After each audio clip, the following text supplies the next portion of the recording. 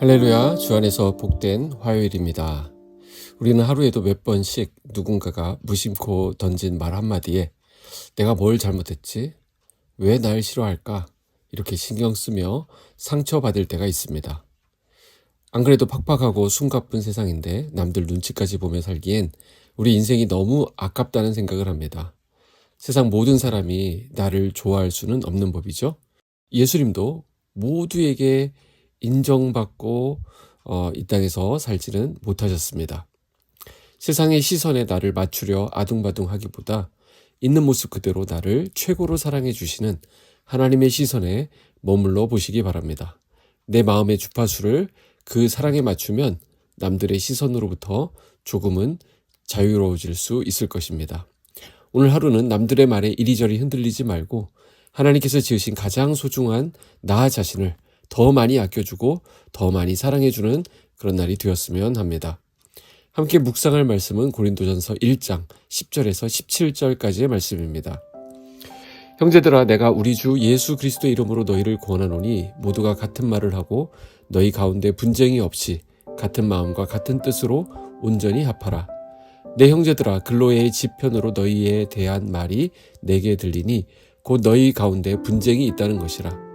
내가 이것을 말하거니와 너희가 각각 이르되 나는 바울에게, 나는 아볼로에게, 나는 게바에게, 나는 그리스도에게 속한 자라 한다는 것이니 그리스도께서 어찌 나뉘었느냐? 바울이 너희를 위하여 십자가에 못 박혔으며 바울의 이름으로 너희가 세례를 받았느냐? 나는 그리스보와 가이오 외에는 너희 중 아무에게도 내가 세례를 베풀지 아니한 것을 감사하노니 이는 아무도 나의 이름으로 세례를 받았다 말하지 못하게 하려 함이라. 내가 또한 스데바나 집 사람에게 세례를 베풀었고 그 외에는 다른 누구에게 세례를 베풀었는지 알지 못하노라. 그리스도께서 나를 보내심은 세례를 베풀게 하려 하심이 아니요 오직 복음을 전하게 하려 하심이로되 말의 지혜로 하지 아니함은 그리스도의 십자가가 헛되지 않게 하려 함이라. 아멘. 오늘부터 우리는 사도 바울이 고린도 교회를 향해 눈물과 애통으로 써내려간 고린도전서 말씀을 묵상하게 됩니다. 고린도 교회는 하나님의 은혜와 또 은사가 풍성했던 교회였지만 동시에 수많은 문제와 갈등을 안고 있던 그런 교회였습니다. 바울은 교회 여러 인사말을 마친 후에 본론으로 들어가자마자 고린도 교회의 가장 고질적이고 치명적인 문제를 정면으로 다룹니다. 그것은 바로 교회 안에서 벌어지고 있었던 분파와 다툼의 문제였습니다. 바울은 이 아픈 현실을 향해 하나님의 사람들이 회복해야 할 참된 공동체의 비전이 무엇인지를 강력하게 선포합니다. 바울은 고린도 교회 안에 심각한 분쟁이 있다는 소식을 전해냈습니다. 12절을 보면 고린도 교회 성도들은 교회 안에서 제각각 파벌을 만들어서 각각의 소리를 높이고 있었습니다. 나는 바울파다, 나는 아볼로파다, 나는 게바파다, 나는 그리스도파다. 그러니까 이게 어디서 나온 말이냐면 이 교회를 개척한 바울을 따르는 파가 있고 또 그 안에서 말씀을 잘 가르치는 아볼로를 따르는 파가 있었고 또 예수님의 수제자였던 베드로를 내세우는 파도 있었고 또 여기저기도 못 끼니까 우리는 예수파다라고 주장하는 사람들까지 4개로 쪼개져서 서로가 싸우고 있었던 것입니다. 이 모습을 보면서 바울은 예수님의 이름으로 권면합니다. 10절을 보시면 형제들아, 내가 우리 주 예수 그리스도의 이름으로 너희를 권하노니 모두가 같은 말을 하고 너희 가운데 분쟁이 없이 같은 마음과 같은 뜻으로 온전히 합하라. 여기서 온전히 합하라 라는 말은 찢어진 그물을 깁다 혹은 어긋난 뼈를 제자리에 맞추다 라는 뜻을 가지고 있습니다. 하나님 나라의 본질은 모든 것을 제자리로 돌아가게 하시는 통치입니다. 뒤틀려 있는 것들이 제자리를 찾아갈 때 몸이 살 수 있는 것이죠. 그렇다면 어떻게 이렇게 어긋나 있었던 공동체의 뼈를 제자리로 맞출 수 있겠습니까? 3가지가 있는데요. 첫째, 같은 말을 해야 한다는 것입니다. 내 생각과 내 주장을 멈추고 오직 하나님의 말씀만 작동하도록 내 입술에 재갈을 물리는 것입니다. 두 번째, 같은 마음을 품어야 합니다. 내 이익이 아니라 영혼을 사랑하시는 아버지의 마음으로 서로를 바라보는 것입니다. 세 번째, 같은 뜻으로 합해야 합니다. 교회의 목적은 내 자신의 이름을 내는 것이 아니라 오직 복음을 전하고 생명을 살리는 일에 있음을 기억하는 것입니다.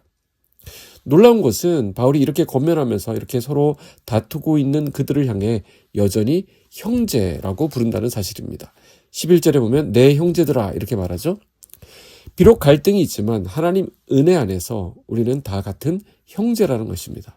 결국 우리의 연합이 우리의 공로에 있지 않고 하나님의 전적인 은혜에 있음을 바울은 이 형제라는 단어 하나로 증명하고 있습니다.